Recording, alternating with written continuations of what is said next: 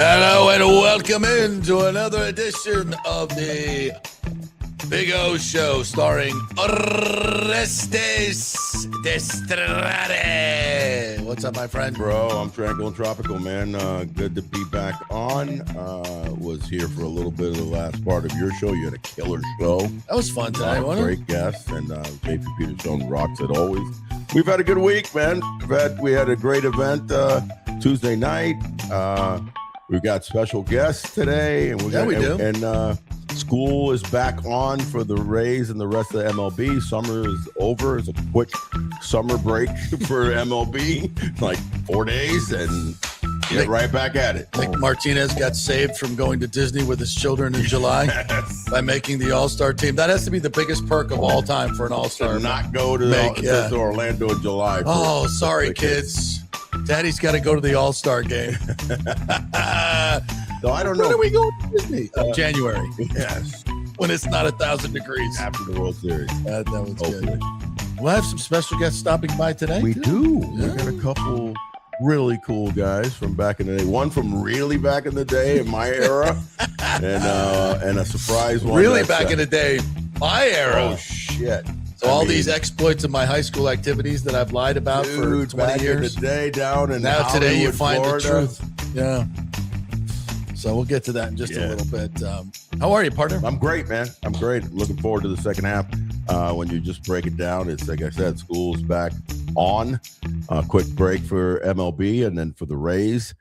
Listen, they've got a tough start right off the second half because they're going right up against the AL East. They're going to go right up against, dare I say, the Boston RedHots.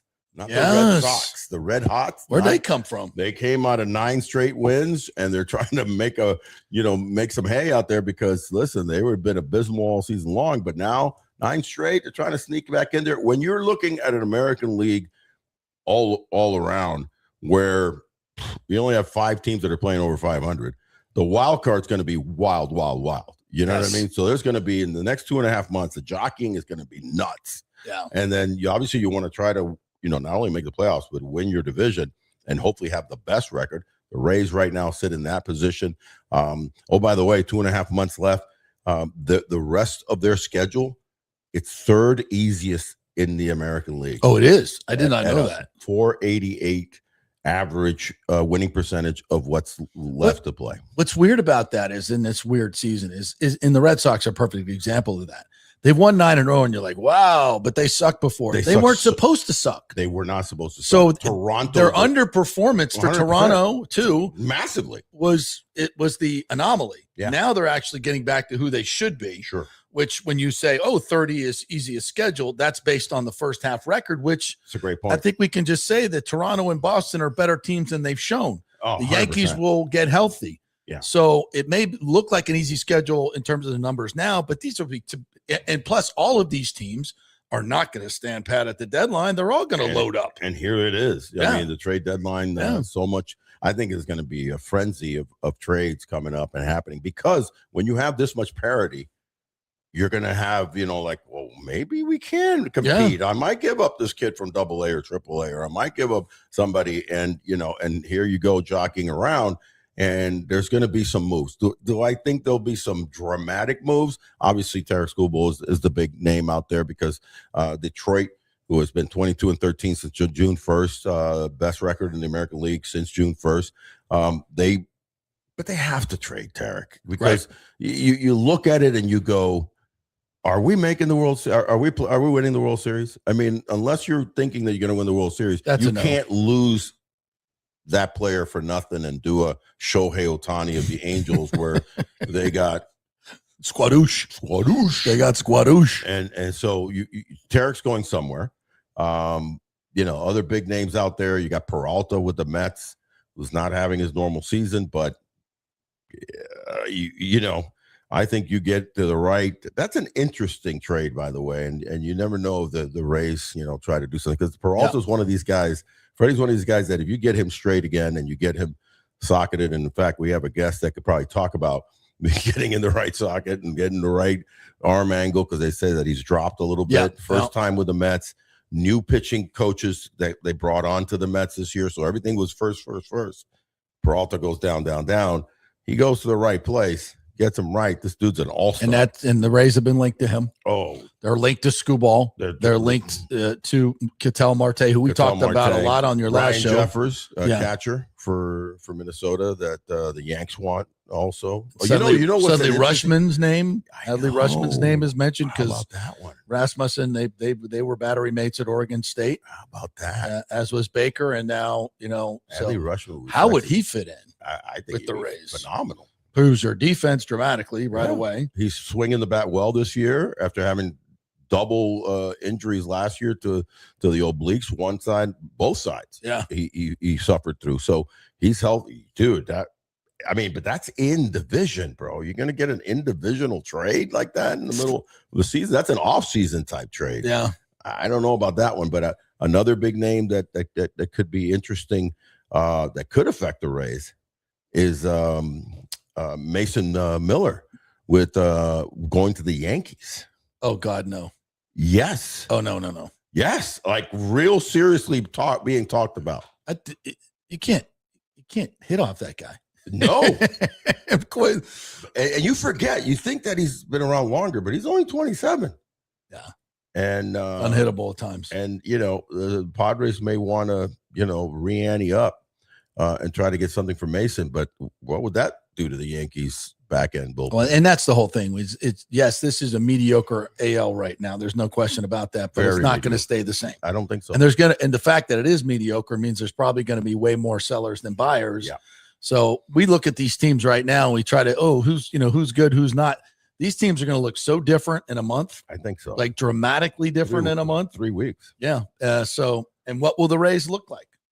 Listen, they should go after a catcher. There's a lot of talk about wanting to get, and rightfully so, somebody to defend the tremendous trio, as I call them, in Yandy, Aranda, and Junior. Thank the good, whatever deity you like for Yandy not breaking his finger on that All-Star game pitch. Thank goodness, right? But how do you defend him? Is Luis Ariz the guy? I'm not saying. Listen, I'm a fan. We got singles hitters. No. Let's give just due to Luis. He is another level of a singles hitter. Yes, he is. He's an uber level of. But if you're going to give up a bunch of prospects, but if you're trying to protect that, then that's why Ketel makes so much sense. I know. You take care of everything. You need second base. You can't go after really, and I break it down, Joe Adell, because then you break up the synergy of like a guy like Valade, who's actually doing a pretty decent job. Johnny DeLuca, I'm pleased with. Somebody has to go there then, right? Because you got Valade, Johnny DeLuca. You got obviously Mullins has been pretty damn good the last month. I go after that second base situation. That's mediocre, and go after catcher and go after a starting mid pitcher or a stud like Peralta. Yeah. It's going to be interesting. I've seen people say, "Oh, the Rays will do the same thing they always do." I don't think so. I don't think so either. I do not. I think there's a new sheriff in town with this ownership group, and giving good directions and more. The leashes spread out farther than ever before to Eric Neander, and you give Eric Neander a longer leash.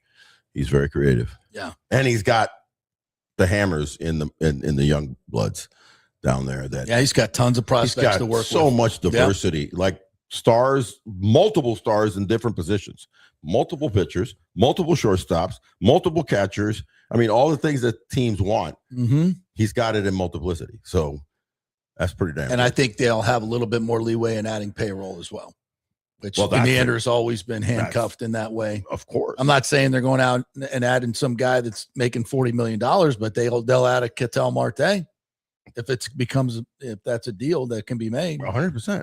Yeah. He ushers in the new stadium and all that, which, by the way, when are you going to have a show that's going to be talking about all the stuff? That's a good. How about we do that tomorrow? How about you break that down? Let's do that tomorrow. There's some rumblings going on this week. We need an update. You need an update because some people are throwing some little monkey wrenches and like, I don't know if the city, the fleecing of the taxpayers. whoa. No, that was Miami. We're not doing that. That was Miami. We're not doing that. We're doing this as a totally different deal. Corrupt. It's the misinformation just is comes hot and heavy, and the closer we get to it, and I think a lot of it's very much funded by some of these other markets that would love to get the Rays. Yes. Orlando, talking to you. Yeah. Nashville, Raleigh, sure, they want to see this deal get tanked. They're on social media trying to put up all this bullshit, and we know what that's all about. I've got a call in. We're talking to a very good friend of mine who went to my high school a few years after us, but what a strong alumni we have with Columbus and that alum. And his name is Rafael Cutie. And QT is the CEO of Miami International Airport, and they just added $9 billion in renovations they're going to do and make this. I think it's actually 14. I saw it. Well, 9 is its total is going to be 14. It's huge. The next tranche that they approved of the 14 was 9. And then all the other things that are going on. I'm telling you, they're not really all happy that Tampa, if they pull this off, right. I mean, we're pulling people over here. Yeah, we become, and I think we've already become Miami. Miami's become unlivable almost. Miami's Miami, Miami's New York, Miami's LA. But there's certain things about the other cities around those other big boys that we start becoming attractive. Yeah. And this if you build this a $10 billion project, with 8 million square feet, including an iconic baseball stadium, a new college, and all the other entertainment features that are going to go around it. Yeah, you become the destination where when the 45 million tourists that come to Tampa St. Pete every year turns into they're not going right to they be They'll be like, oh, we could spend a little time here. Miami and Orlando might be feeling a little threatened. They've never been threatened before. That's right. They might be feeling. Well, Orlando will always be Mickey Mouse. Miami's an international city, but I think we're on the cusp of something really big here. Yeah. And there's a faction of people in Tampa, the old timers, that don't want to grow, but that ship has sailed. Yeah, it has sailed, and now it's time to manage your growth and invest in your growth, or just let it become completely dysfunctional. And that's really at the core of what this is all about. And sorry to all the old timers, but it's Charlie Miranda. But it's time to move forward. Yeah, and do this. All right. Our first guest today is a longtime friend of mine, going back to my high school days. How about that? And he played for the Chicago White Sox. Yes. And before. That's right. We go back to middle school. Joe, you may not know this, but on our show, we have this running gag of me, being a all-star at every sport in 4th grade at Hollywood Hills Elementary and Olson Middle School. Because I was phenomenal in every sport. As I got older, maybe a little bit more ordinary, but I still lie about those days. So bringing you on is really not in my best interest, because now we're going to get the actual real story. People that know the name Danny McManus, they there you go. He was your backup. That's right. That's right. State, what? Yeah. You didn't know this? Backup. Taught him everything he knew. Yeah, Danny. Or not. Yeah, Danny used to carry the water behind John. So when he was, needed something. Danny was basically like going after him and going, John, what can I do for you, John? Yeah, exactly. Can you teach me a couple of things? And they said, watch what he does and don't do that. There's many ways to learn. There's many ways to learn. You're both going to go to Florida State, but one's going to do a little. You followed me there, clearly. Yeah, clearly. That's Joel McEwen, a longtime friend, pitched with the White Sox in the late 80s. And I'm going to tell you folks here, these are the two best storytellers I've ever met in my life. You guys tell baseball stories, but we could do this, open up the bar and just tell stories. And we should do a Peterman night. We'd just bring you two guys in and a couple of your friends and just tell baseball stories that probably shouldn't be on the public airwaves anyway. Some of them, the really good stuff. We'll even tell a few true ones. Yeah. But no, why ruin it? We're better embellished than true. So anyway, I have no idea where this is going to go, but we're just going to sit here and talk baseball all day long. Joel. So it's good to see you again, brother. And I know how connected you are to this man over here. I mean, when I've got 3 really close friends that I've stayed friends with to this day, that I grew up since middle school, and those ties are you can't almost unwind them, because especially when you tie in sports, family and all that, but you have this connection of having grown up playing sports. just give me a little, background. And I'm not without like how good JP was. Just No, we don't how need neat, how neat that was, and it's neat that you guys have stayed friends all these years. And give me the rundown of. I know how my Miami was back in the day. How cool it was to grow up in Hollywood. How good of talents came out of there. Yeah. Yeah, well, JC used to be the way to go. Yeah, and that's right. Both of you guys Dade went North, to junior college. Yes, sir. Dade North, Dade Central, Dade South. Yes. There was nothing better. No. I mean, University of Miami didn't want to play Dade No, North sir. or Dade South because we beat them. Yeah. And then that would go when we. Demi Maneri. Oh, yeah. Doc. Doc. And then his son ends up in LSU. He had running incredible, Paul Maneri. Yeah. He coached me in high school. Paul did. Oh, yeah. Paul and Jim Henry were my high school coaches at youngsters at 25 years old. They were the high school coach at Columbus. But yeah, I mean, it was so much talent in South Florida. And, it must have been a blast. Name some of those players that came up. John Peterson. I mean, some of them went and they decided to do, broadcasting. Yeah. If you can't hit the curveball, you go into broadcasting, baby. I think Dade North, we had 9 guys drafted. Yeah. Some of our guys that didn't start were drafted. Yeah. How about that? The talent and what people don't realize, the junior college in Florida, Arizona, mostly Florida, Arizona, Texas, and California was so incredible in the 80s and 90s because guys wanted to get drafted, but you were stuck if you go to a 4-year school, you got to do 3 years or 21. So the talent that, I mean, I geared up against Jody Reed, Glenn Davis at Manatee. I mean, studs. We ended up beating them, by the way, and went on to state. But it's just formidable. But South Florida, no disrespect to Tampa, which is massive, but we all three here have a passion for what great players were coming out of South Florida in the 70s and 80s. Yeah, back then, Tampa was. I mean, they were grooming. They were coming. They were all more of. Believe it or not, I think Tampa then took over 80s and 90s, and what you get from Doc and Chef. Magadan, and those guys, they revitalized themselves. McGriff, Tito Martinez, Luis Gonzalez. But that 70s and 80s drift, I think, was just massive. And from basically from Fort Lauderdale all the way down. Palm Beach JC was always very good. Yeah. Robbie Thompson, the second base. Yeah. A lot of years in. Yeah. He was there. Hitting the hell out of the ball early. So when you were playing, you played Legion ball back then there? Legion and you ball, played little Connie Mack. Right. I used to Was he really that good in when he was 11, 12, 13?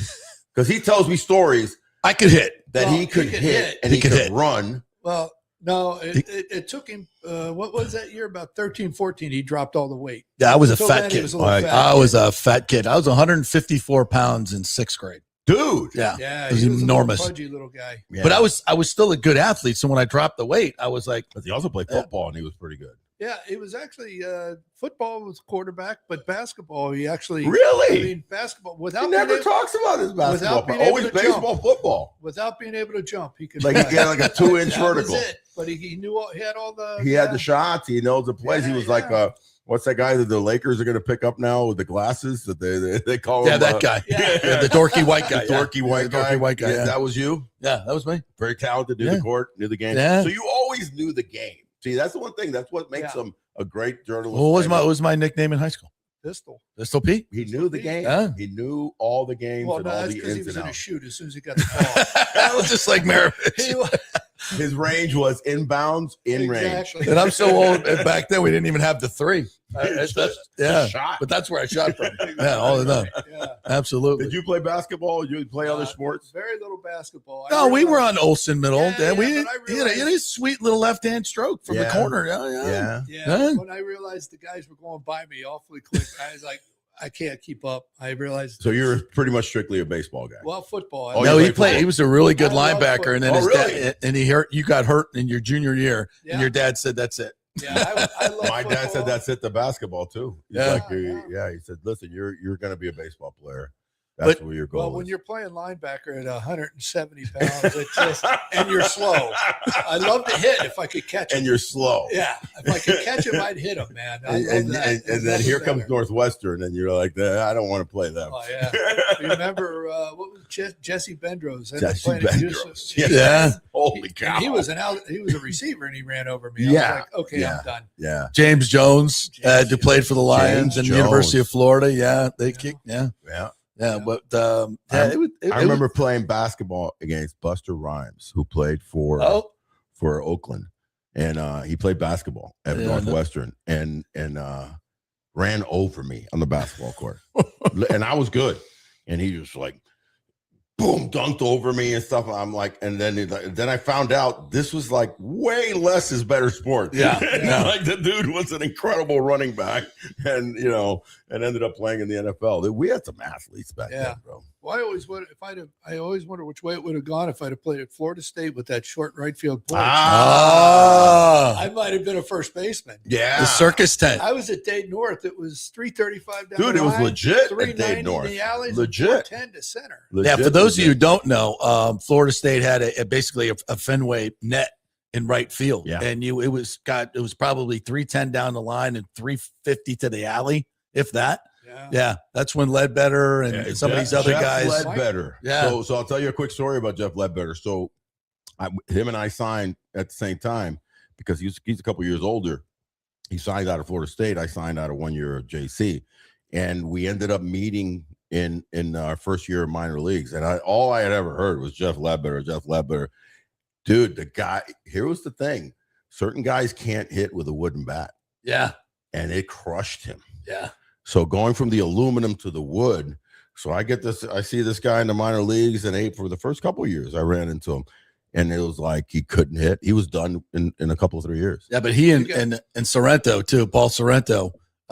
They crushed. Ledbetter had like 40 home runs one year. Yeah, but Ledbetter, we got him right. I was playing instructional league, and he signed. He went straight to instructional league, and he grabbed that wooden bat, and we were all waiting to see. Yeah, well, we were all the same way. This guy's hitting home runs, and you got to pitch him a little carefully, and then all of a sudden you start snapping his bat, cracking it, and he did not adjust. He'd still, if you made a mistake, he'd still. Oh no, the dude had to swing. He had to swing, had to but some guys, what happens, I think, and now it's changed because they actually have wood bat leagues. We didn't have, if you weren't smart enough back in the 80s and stuff to train with wooden bats when you're not playing your amateur ball. But I was fortunate enough that I had some guys. I wanted to ask you about that because, I was really lucky. I was in a neighborhood and in an area in Miami, very middle classy, but ball players used to come back to Miami. So I had some, not the superstars, but I had some guys that were Cuban players that made their home in Miami in the offseason. And they were nice enough to come and train with us. Chico Fernandez was one of them. And one of the first things at 13 or 14 that he told me is like, that aluminum bat that we're practicing with, put that away. I see potential for you. Here's a wood bat. And I started swinging wood bats since I was 12, 13, 14 years old. So the transition was easier. Did you have somebody at the level that you ended up pitching in the big leagues? Who was like your mentors? My dad. Amen. Yeah. Amen, bro. And, and then I was just dumb enough to not realize. Lefty. He's a real lefty. Yeah, I was just dumb enough to realize.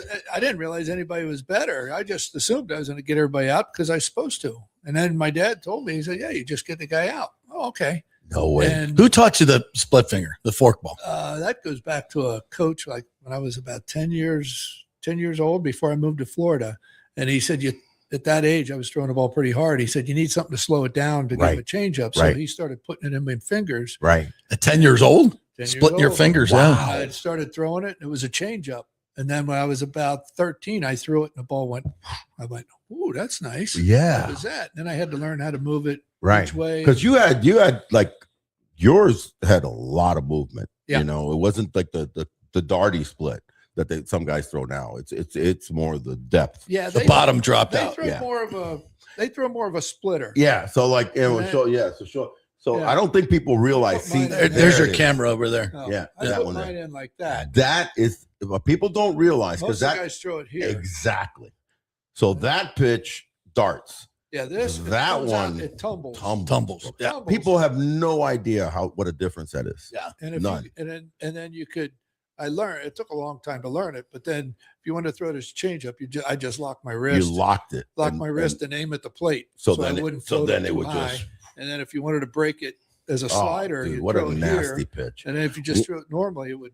usually cut it Having off. played 5.5 years in Japan, I always said that the Japanese pitchers came out of the womb and their parents split their fingers, but not for split fingers, for fork balls, because they're more known for the true fork what you threw. Yeah. And when I first got over there, I hadn't really faced that many guys in the United States, in minor leagues or big leagues, that really dominated that pitch that well. The split was what I was used to. Dude, I get over there and these guys, the ball's just like every other guy threw it. And when you played third base and he was pitching and you get to 2 strikes and you know it's coming, was done. I could go take a piss. Didn't matter. Literally turn around in the infield. You could turn around and you'd go, be sleeping by the 4th inning. The ball ain't coming over here. There ain't no fucking chance. Talk about a third baseman. The first time I faced Winfield, and I just saw him the inning before. What a hit presence. a line drive to center that handcuffed Cangelosi. He hit it so hard. Yeah. And I got on there, and people forget how big. You have people have no idea. And Fisk would stand up behind him. He was 6'4". And the umpire, I turned to Timmy Hewlett playing third. And I looked at Timmy. I said, "Hey, did they move them closer to me?" I said, "Hey, man," I said, "here's what's going to happen. He's hitting it at you. I'm throwing him slow fork balls on the inside half. He's not coming back He's out." going to hook it. Because the first 2 times he faced me, he grounded out once to Timmy and once to Ozzie again.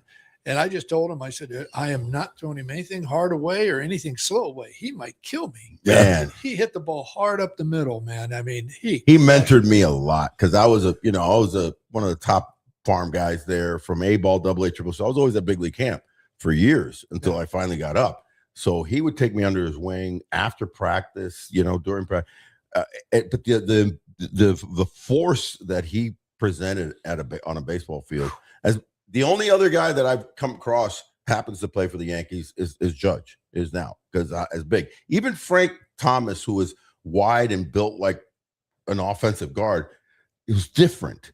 Winfield had this and when he whip with that back. Dude, and how he set up, he would always clean the dirt, because I do a great impression of the way he hit, and he would look at you and he kind of forked the bat at you, and I always thought, because I literally was in a game where you're talking about that he hit one to center, that he hit Tony Fernandez in the knee at shortstop, playing deep short, and it went into left field on a line, and Tony had no chance to react, and one of the best hands during that era.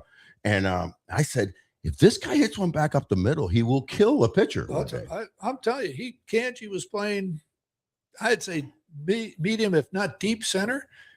And it got on him in such a hurry. He had to play hockey goalie. He played like a catcher. And our bullpen's right behind it. I was like, wow. Wait a second. No sinkers to this guy. No.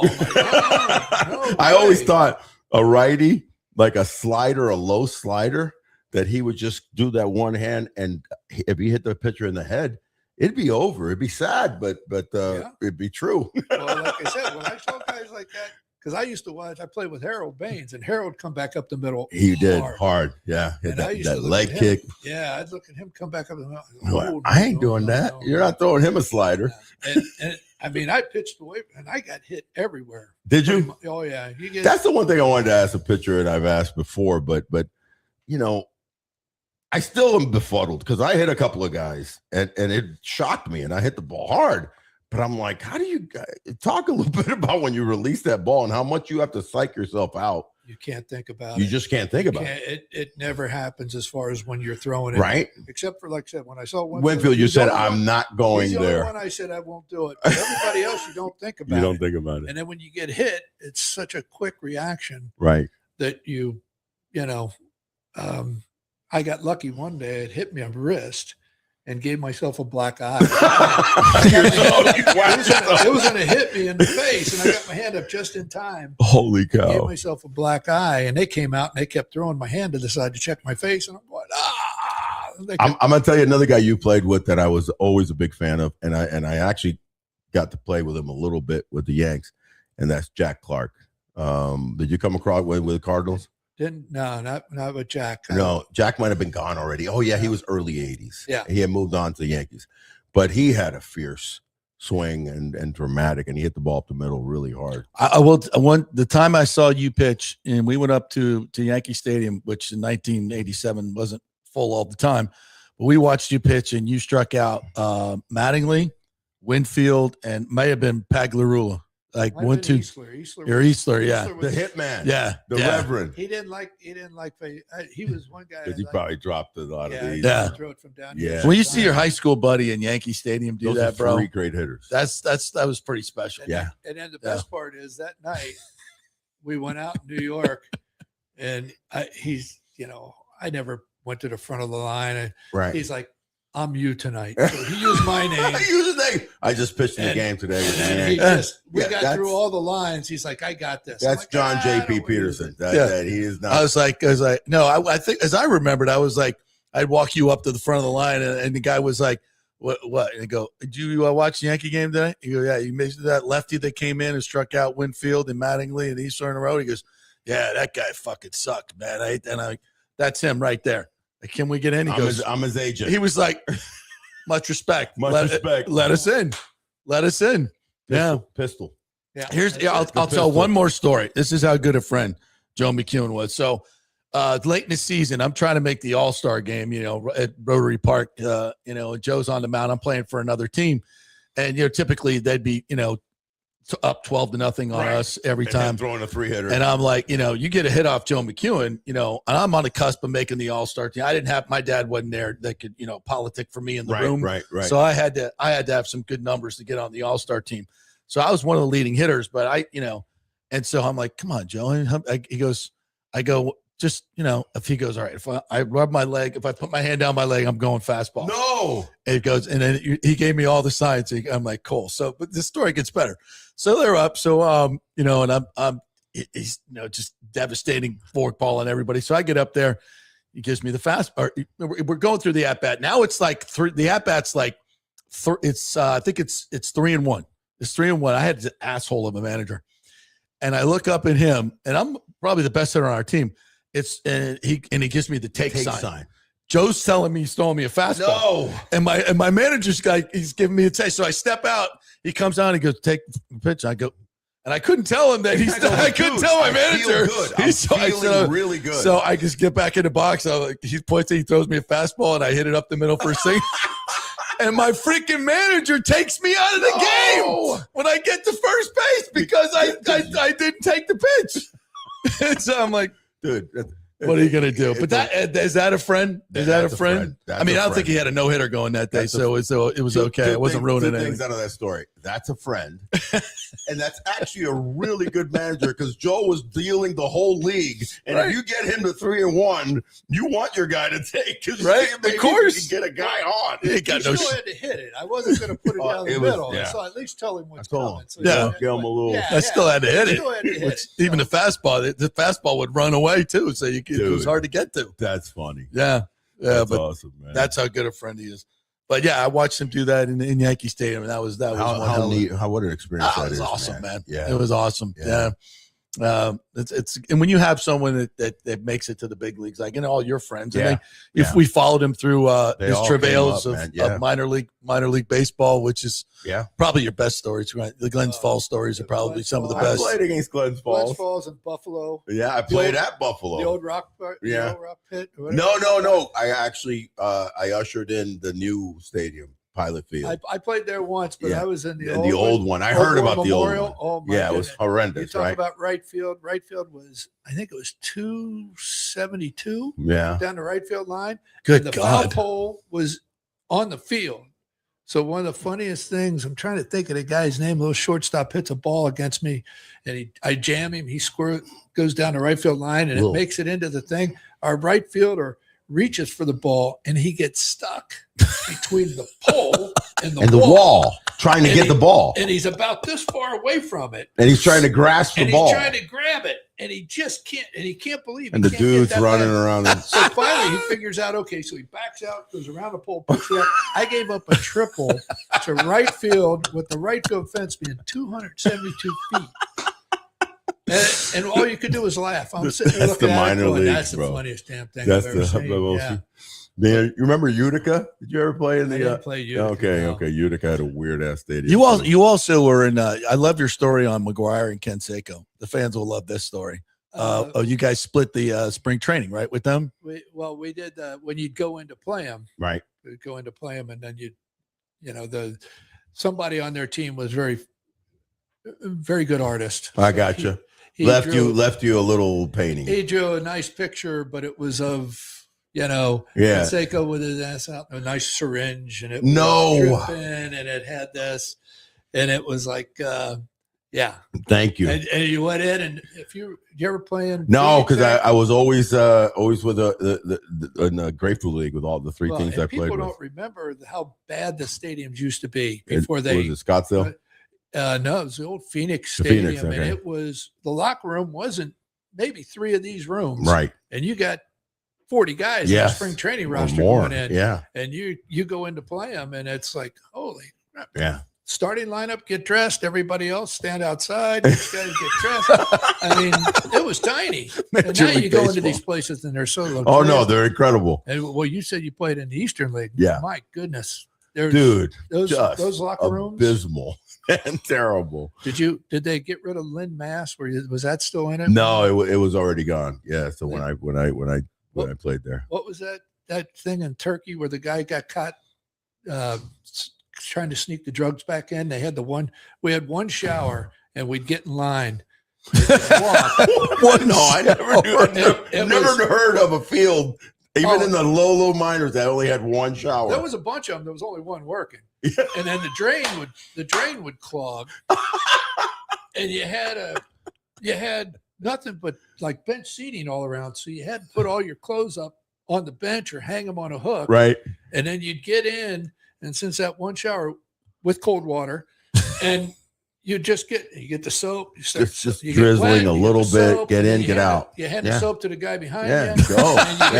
Holy, this is like World War II type stuff. Like I said, I can't remember that movie. That's all. Midnight Run. Midnight Run. The Turkish bridge. Turkish bridge. Because you would just sort of like walk in a circle, and yes. then you wanted to be the first couple in the shower, because if not, the shower would start. Only about that high. It'd start overflowing. So now the freaking floor of the fighting instead of a fight at the bat rack, fight at the shower. Yeah, I got to get in 1982 first. Lynn Mass, man, that was a tough place to. No, 1982. I was playing in Oneonta with in the what is that, the Penn League? Yeah, New York Penn League. Yeah, with John Elway as my locker mate. Next all right, yeah. I don't know if you ever told the story when you went to play in the Appalachian Mountains. Where was that place? Oh, dude, that was the first half A league when I first signed.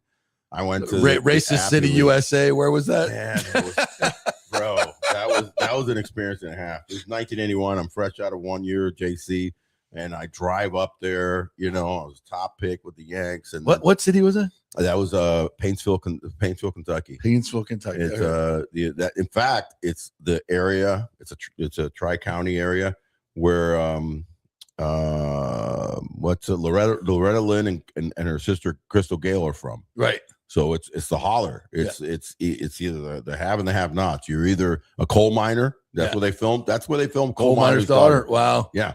So it's either coal miner or you're the rich people. They ain't seen any big brown Cubans like you. So I'm driving up there. No, you got to purr the mouth. And that big brown Cuban.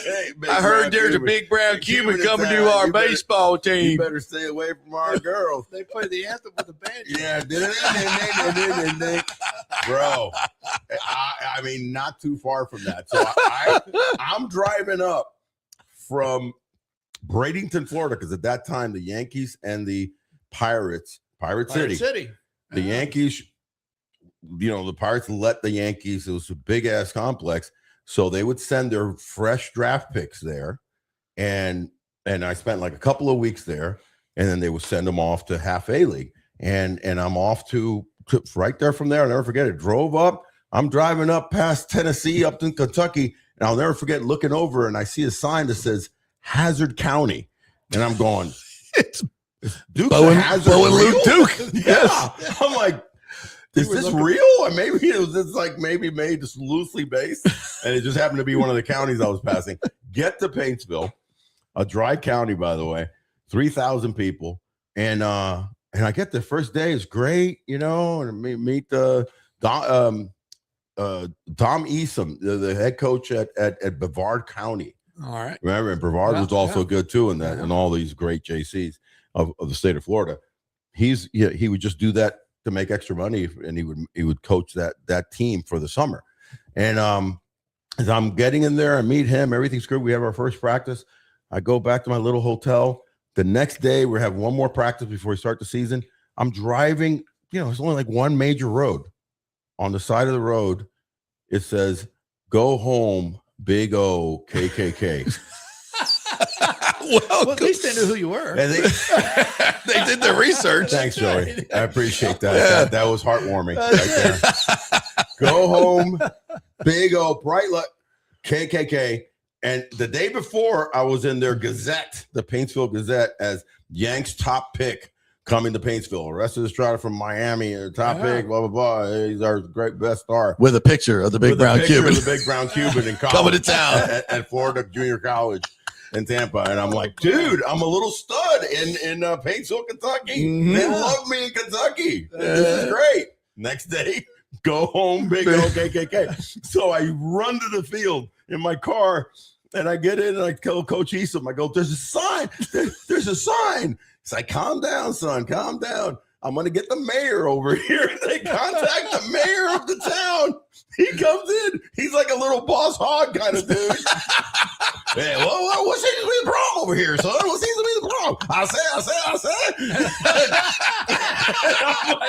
I'm like, sir, there's a sign. You have an artist. You have a sign. And then he goes, pay them no mind. They're messing with you. They're probably kids. And I'm like, kids? You know? That's what the K stands for, bro.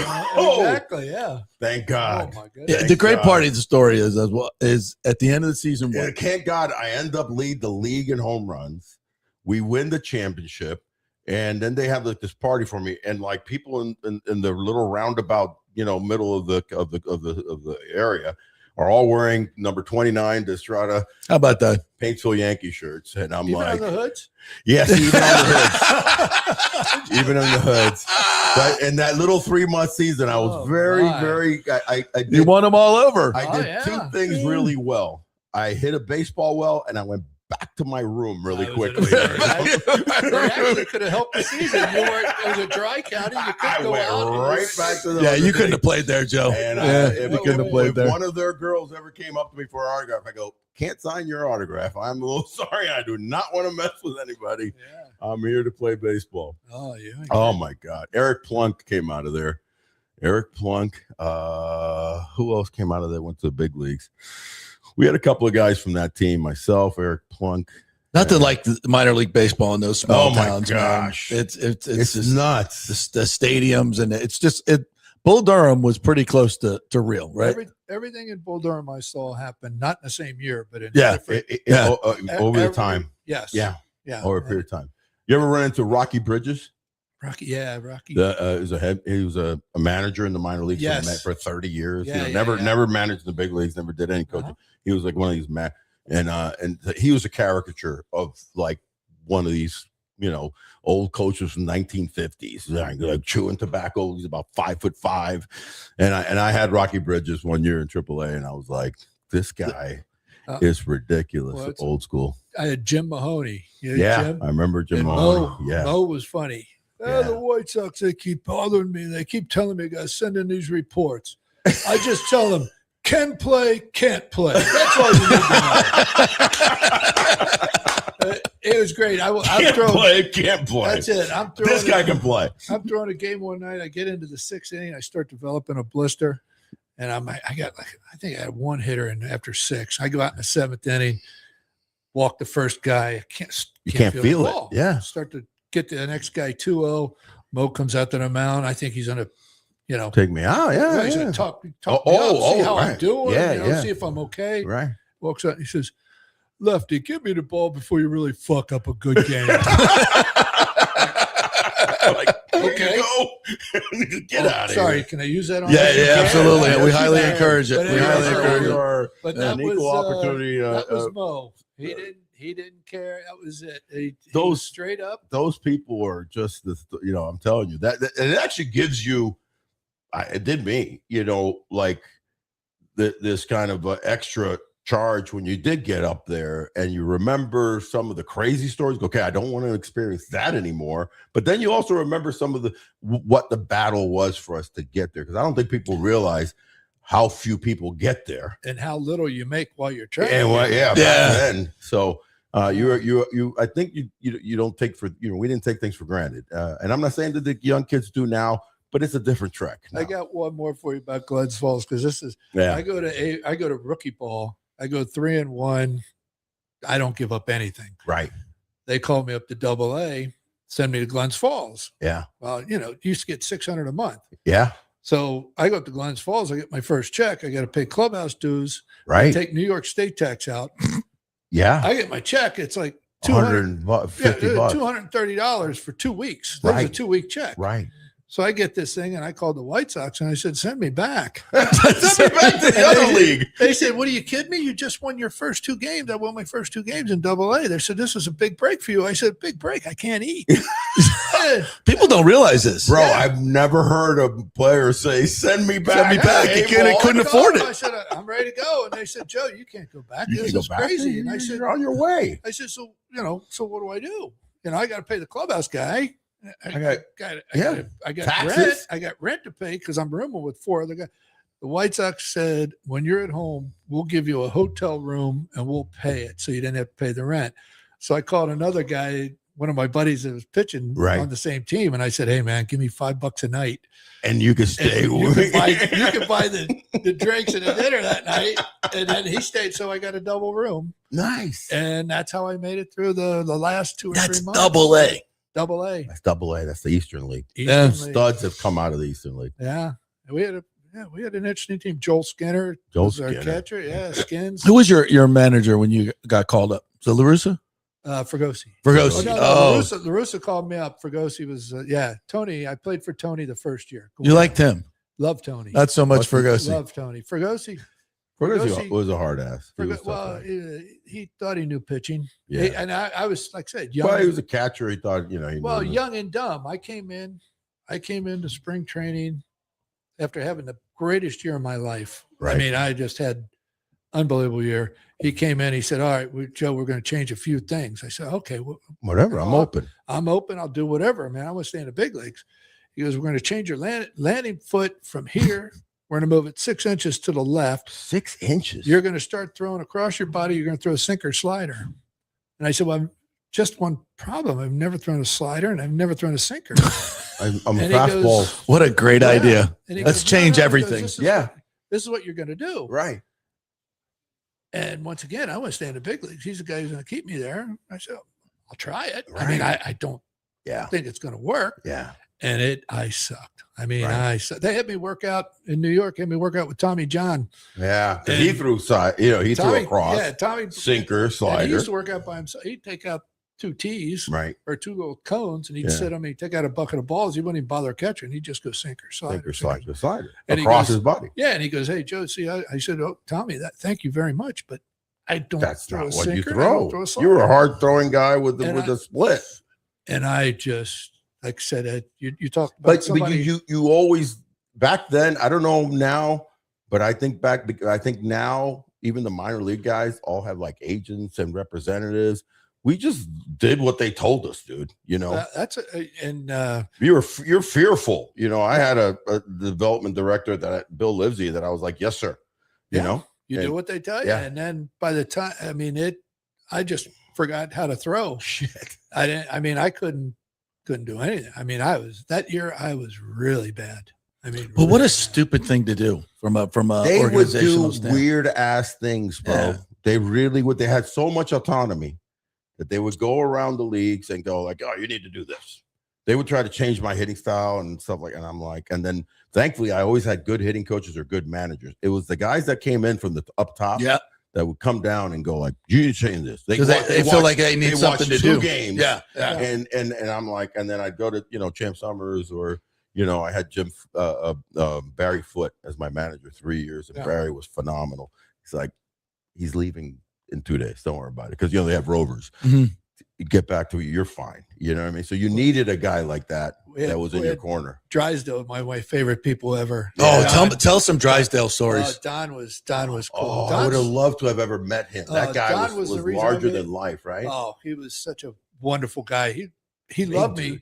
Oh, huge. He loved me because my father taught me 0-2. You throw at the guy's wrist, you get him off. Your dad did? Yeah, you go. You make sure they don't lean over, because you're throwing curveball, forkball, fastball away. Get them off. So my first year, that rookie ball thing, I think I hit like 12 guys in 40 innings. Drysdale loved it, but an instruction or a rookie ball. That's hilarious. Yeah, that's my guy. You get a lot of the high school guys that they didn't play, or even some of the college guys, they didn't play JC in Miami like we did. So right. They weren't used to it. So they're leaning, yeah. rushing back. They don't get out of the way fast enough. Drysdale loved that. So, so Don would come in and he would get a pitching group together. You guys just be man, freaking knock them down and then throw that slider. And he'd get done and everybody listened, and he'd walk off. And Pasek was our pitching. Yeah. He'd go, all right, guys, it's wonderful, but you're not 6'6". You don't throw 95 and you don't have a nasty slider. So let's tone it down a little bit. Like bring it back down a little bit. Didn't Drysdale come out and take some guy out of the game because he wouldn't hit somebody? Oh, he waited for him to finish. This guy, Old Payne Park, you walk up the runway. So Don's waiting there, and he never put a uniform. He didn't wear the uniform. He'd come out in his dress stuff and he'd wait for you outside. Right. So this guy's giving up line drive, home run, line drive. And this is an instructional game. Yeah. They leave him out there to die.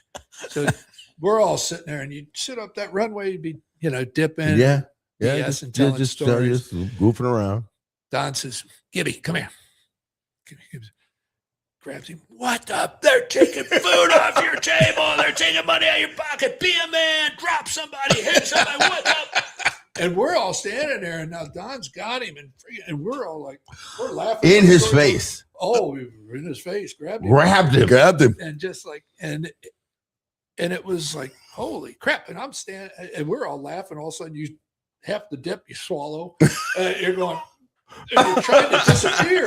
The room's only this big, and you're trying to get the hell out of there. I don't want to laugh in front of Don. What a wonderful man, though. I really. There's guys like that, man, and then I had two that are not just old school, but they were so impactful, to me. The right guys, right? Yeah. That push. Barry Foote was the epitome of that for me, and he was old school catcher, but knew that there was a nuance of the new school that you needed to kind of also lean into in the progressiveness. But those guys were hard, man. Those guys were hard, but you learned a lot. Oh yeah, and you learned a lot. Yeah, like I said, LaRusso was good for you. Tony was magnificent. Yeah, I remember. I got to interview him numerous times after I retired and became a broadcaster for ESPN and XM mostly on the radio. And every time I would interview him, I just loved his presence, man. The dude would be like, his chest would be out, and he would just talk to you sternly and give you straight up answers. And it just seemed like, what a leader. And he would address you. Yes. He wouldn't. You never read anything in a paper about anybody in the team, right? Except for positive stuff, right? And if he had something to say to you, he'd say it to you. And he was I am sure he stayed that way his whole career. We were talking about it before the show we started about the importance of how leadership in whatever sport, right? I mean, not to that matter in life and business and stuff, but I wanted you to share with that because I think it's so impactful. Well, a great leadership starts with authenticity, right? And when the fakes, and you guys know when you get coaches that are fakes and they're phonies and it's obvious. And it's the authentic guys who build true relationships with you that can look you in the eye and say, hey, you suck right now. Yeah. And you don't take it in a bad way. You take in constructive criticism, and it's a positive interaction. Whereas, if you don't have that, you're mistrustful of the person, and it's just that's not leadership. And everybody on the team knows it. Yeah. Everybody on the team knows it. You can't trust the guy. and it's a disaster. And that's why La Russa was so. Yeah, I was very lucky. The White Sox had Bob. I don't know if you remember, Bobby Winkles was the minor league director. I remember Bobby Winkles. I never really got to meet him, but I knew. I don't think Bobby said a word in his life that was ever not true. I mean, if he had something to say to you, seriously, he'd walk up to you, and you might not like it. Yeah, you might not like it. And he'd tell guys they weren't good enough. Right. Son, somebody else might think you're good enough, but I don't. So you're not with us anymore. Right. Or you can finish out the season if you'd like, but if you'd like, I can get rid of you and you go chase it. And then I went to John Bowles. John's the same way. Yeah. John Bowles, man. John straight up. Powerful. Tell you, and everything's straight he was no up. nonsense, bro. Exactly. And then I went from, I played for John, A ball, double A, triple. Really? And even in Venezuela. I was very impressed. I always been impressed with John Bowles, man. Even in Venezuela, he coached there one year in Caracas. I played for him there. And then I go to the big leagues and I get Tony. I mean, I was spoiled my first 4 years. I got guys that were, I'll be honest, I didn't handle it well when I got somebody who was like, that's funny. I know, but I'm going to tell you something, because we also were talking about that of the leadership being alpha or beta, you know what I mean? Yeah. And I'll tell you, in the sport that we played, how often we were together, because I'm not denying that hockey and football and baseball's different. It's so different, dude, because most of the days in those other sports, you're practicing. Yeah. You're not playing.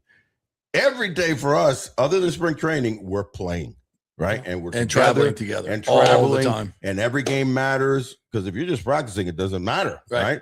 But the talk a little bit, because I know my influence of the different teams that I played for, from here to Japan, of the leadership took on the clubhouse, good, bad, or indifferent. Oh yeah. So when you walk into a Joe Torre,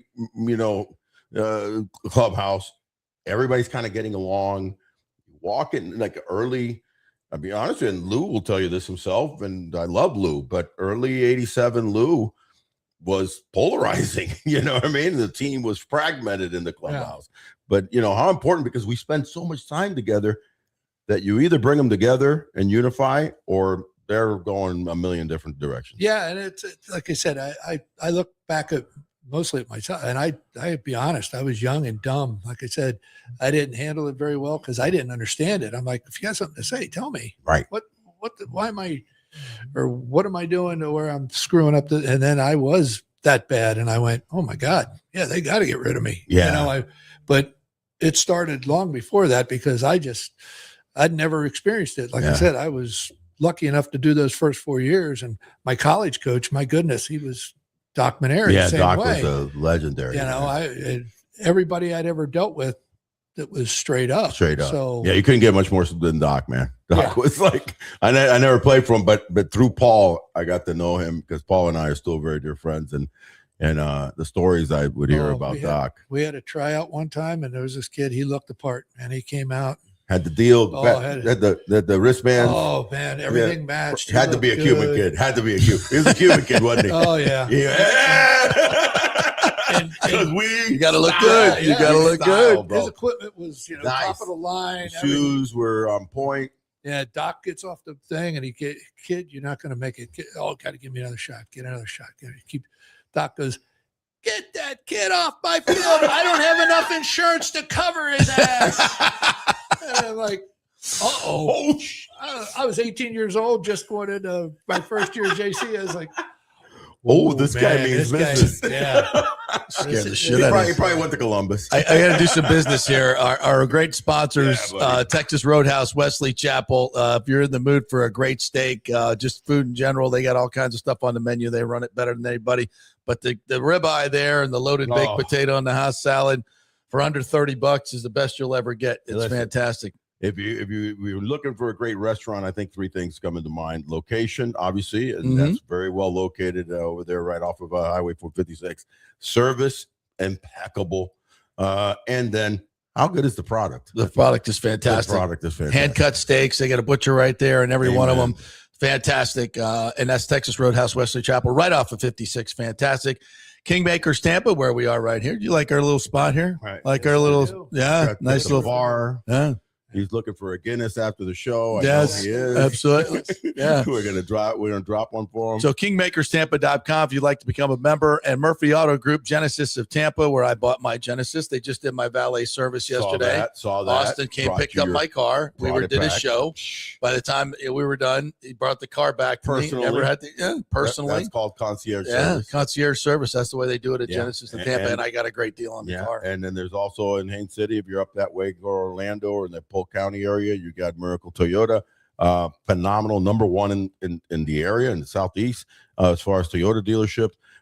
And ask for Fahad, their general manager, and tell him Big O sent you. That Tundra that you drive is fantastic. I love my Tundra. Get out my way. Fantastic. All right, so and let's not forget our new new add-on. Lily Lux rescreen. Lily Lux rescreen. Got my notes right here. Yeah, Amy D. Amy D from Lily Lux rescreen. If your cage is getting a little worn over your pool, tired, they'll bring it back to life better than new. They'll do the complete rescreen or they'll do a repair, whatever you need. The thing about it is they do the job right and they do it with care like it's their very own.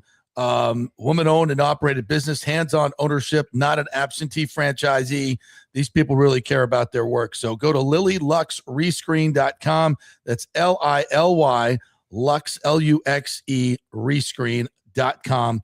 813-447-0431. So if you've been thinking about doing an upgrade or just getting it fixed, this is where you go. lilyluxscreen.com. Tell them you heard it on the Big O Show, and they'll give you and Amy D is great. She's a sports fan. Oh, by the way, former teacher. So this is, let's support our local businesses very well, and another one that gives great service. Give her the business about the Bucks beating Philly. Hello, she is from Philly. Yeah, baby. In fact, he texted me yesterday and says, they stole that home run title, the home run derby from my boy Schwaba. And I'm like, I don't know, but it was a bit of a surprise. Yeah, that was a great All-Star game. Great. I didn't even know. I wasn't watching the whole thing, but there was a pregame thing that they did with the Sandlot. Have you seen this? And Ray Charles doing "America the Beautiful," and the fireworks going off. It was part of the pregame. And they had the guys from the Sandlot. Then they kind of redid it, and they're all on their bikes going to the field. Oh yeah. I did see and they had kids on the bikes. I get chills thinking about it. I've retweeted it on Twitter. If you haven't seen it, it's about 5 minutes. And it's Ray Charles doing "America the Beautiful" and the whole all these iconic images of baseball past. Oh, it is absolutely terrifically done. So go check that out. Any other baseball stuff you want to get to today? More. I did what because the show does watch baseball these days. He has plenty of opinions on it. And he lives in Belgium and mostly. And first of all, I did want to ask because you and I were texting back and forth as we often do after the shows and stuff. Any Barry Bonds stories that you come across, Barry? A couple that, but I'll tell the one in Venezuela. He was down there, and he came. You guys played winter ball in Venezuela against each other. Yeah, against each other, and he was always complaining. He was always. Can you imagine? The food, the this, the that, the umpires. He gets up, and I throw him. I was 1-1 count. I throw him a forkball in the outside corner. And he bitching and complaining. It was right there.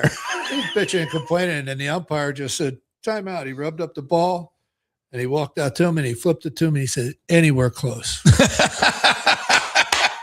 I went, okay. Seriously. Anywhere close. Literally told you that. He said, anywhere close. And I like, oh. Never have heard that in my life. Shook off. I stepped off the rubber. I called a catch out and I go, set up about 6 inches outside.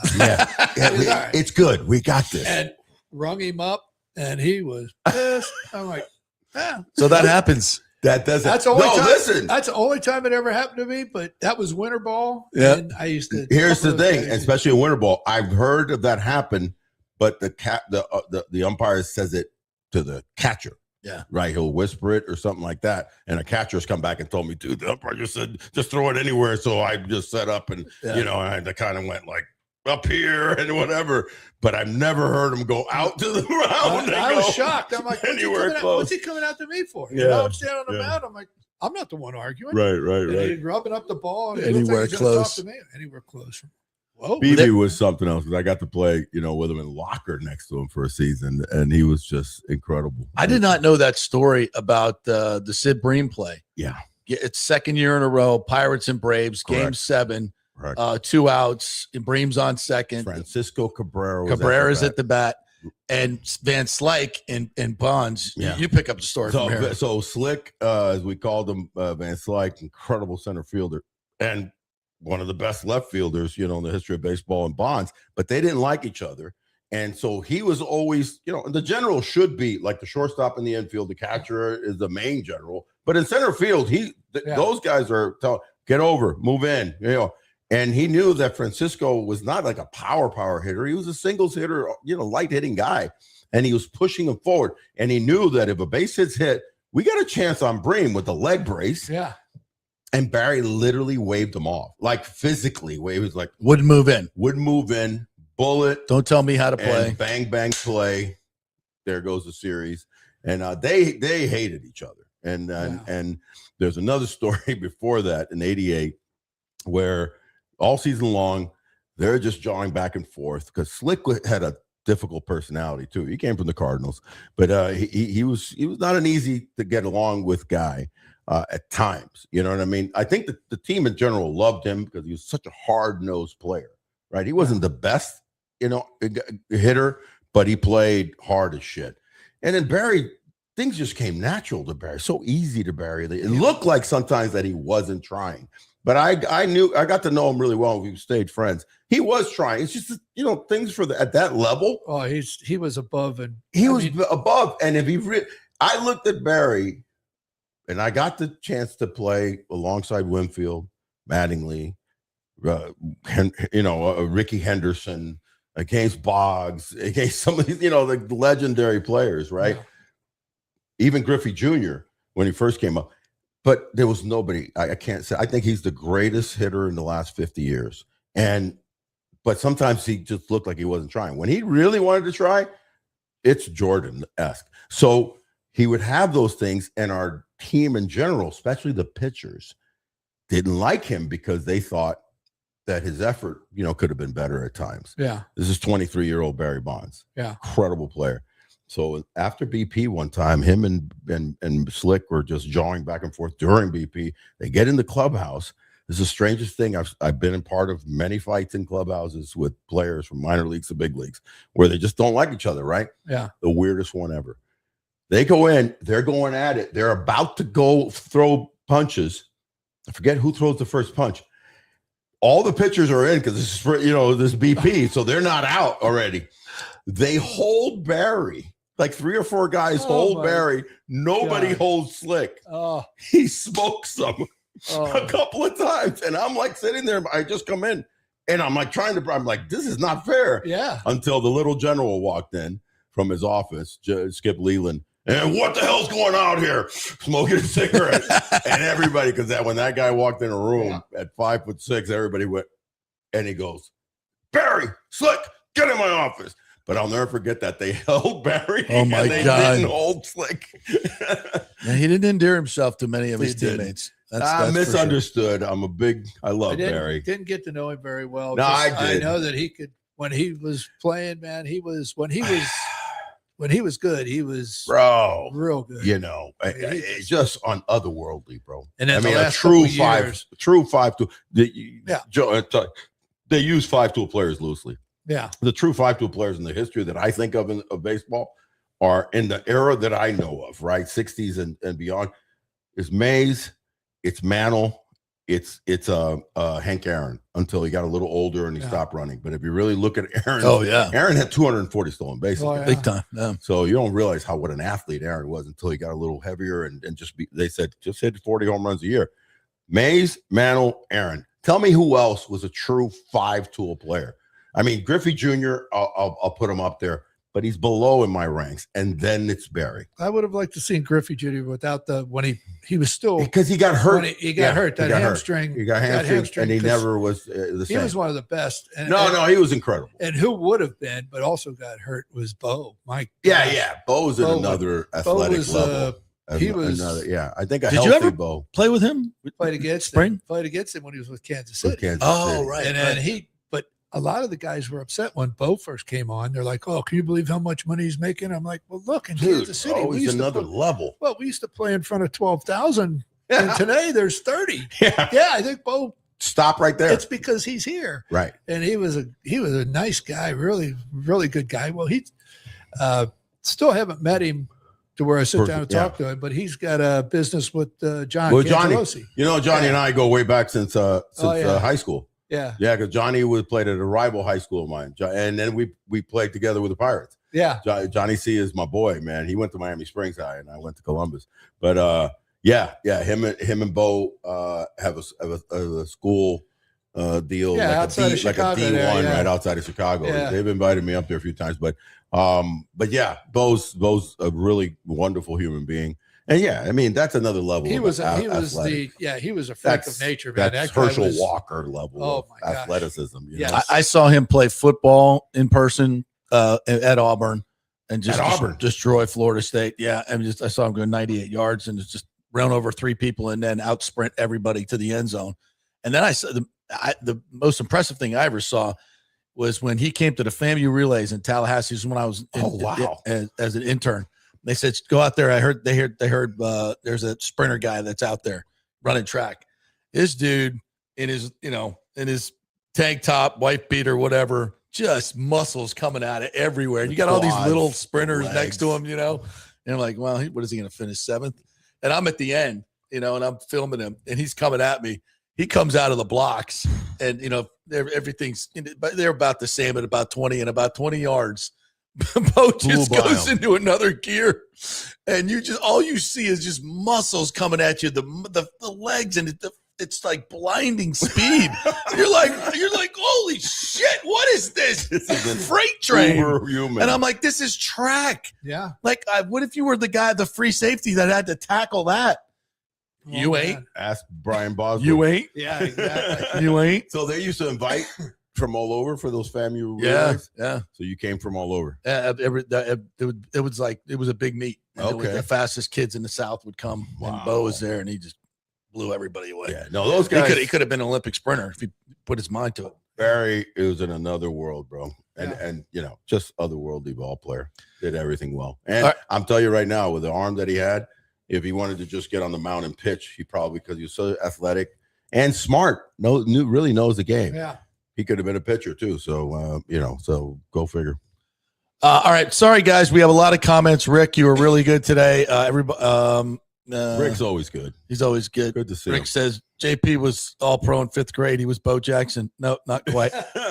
Danny Boy wanted to. He was really, Rick, he was more like Bo Derek. I think is what I was a 10. No. I was a 10. My girlfriend was a 10. She was a 10. Danny McManus was his backup, and Miss Florida, John dumped her. Yeah, I did. That's true. I saw when dump's a harsh word. Joe, that's a harsh word. Went a different direction. Yeah, went a different direction. Well, that's politically We're going to correct. go a different direction. I got 5 years. I got 5 years that turned into 14 in Tallahassee, and I said, looked up on I love you, Google, babe, like, but this girl? Yeah. Yeah, that was my girl. One of my many bad choices in life. Danny Boy wanted to know if you played with Mark McGuire in '98. He did. You did not. Yeah. You just did. He ever hit a home run off you, McGuire? No, didn't face him. Yeah, that's the best Thank way. God. To Yeah. give Thank one God, up. best way not to not Rick get says the JP ignored his manager and gets benched. He walks in the dugout yelling, "Do you know who the hell I am?"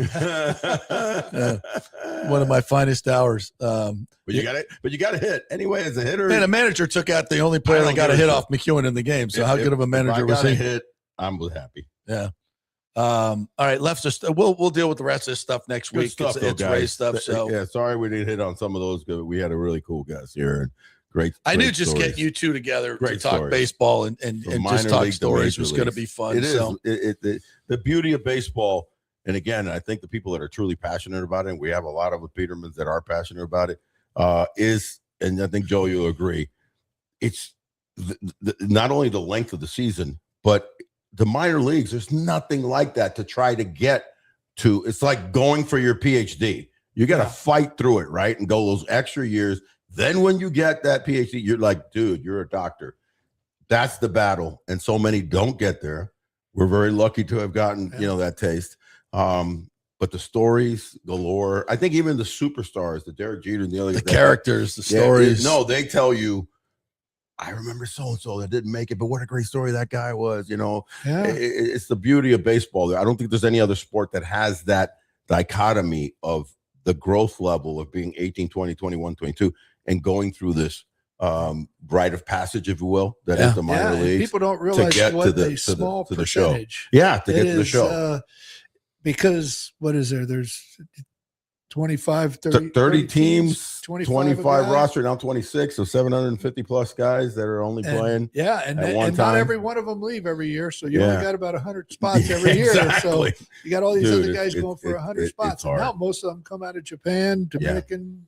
Oh So- no, yeah. No, The US like bracket of talent, it's Shrinking, yeah. shrinking. Yeah. And what I'm doing now is I'm trying to bring Belgium into it. I know you are, I- man. I know you are. So if anybody's going to Europe and they want to see baseball in the summer, yeah, you got to look that up. Not many people could say they did that. that's right, buddy. No. Yeah. And baseball, God's 'cause I country. went over there and saw it many years, what's that, 30 years ago in the 30 years 90s. ago, yeah. And they have these really cool fields, and there's really no stands. Everybody just watches from the cantina because Right. that's how they make their money. Right. I don't know if it's changed now, but it's everybody's. Not That's where much. they The drink all the canteen is beer. bigger and the field's bigger, but that's Yeah, about it. Yeah. Yeah. And that's how they do it. Yeah, That's sweet. kind of cool. Yeah, it's interesting. But Europe is untapped in terms of baseball players. We're starting to get a few over. They're Serious. starting to play in the international events. But yeah, so any teams out there, the Rays, if you're looking, if you need a scout in Europe, here's your Yeah. guy right here. No, That's that's the it. guy. I'm at all the games. So Yeah, there you go. Especially some pitchers. Those are always wanted. All right. Thank you guys for joining us. We will be doing a special show tomorrow on the stadium, the JP show. So Yeah, we're hoping to line up a couple guests for that. So set the record straight. we're going to get an update because we're getting close. We're getting close to those final votes, and I think they're coming up soon. So we will do that tomorrow on the JP show. Yeah. So They start their series tomorrow against the Boston Red Hots. Let's go ahead and just stop that 9-game streak and put them back in their place. you're scheduled to play. Junior scheduled to I don't know play. if he's going to play in both. He wants to play in a doubleheader, but we'll see. Griffin Jacks is slated to, I think, start the first game, if I'm not mistaken. Well, what a treat for me to bring you two together. Yeah, buddy. My long friend in You're baseball, homie, and then you're homie. just watching you get to the major league shows, one of the great, just experiences of my life. Watching your best friend play at Yankee Stadium was pretty cool, and I get to hang out with this guy and do shows, and Yeah, bring you two together was pretty fun for me. So thank you guys for allowing me to do that today. Oh, That was thank you. really I fun. Enjoyed it. Thank All right, well, let's go have a few beers at Riveters and Uh-huh. tell some really good stories. You got it, man. Stay tranquil and tropical, everybody.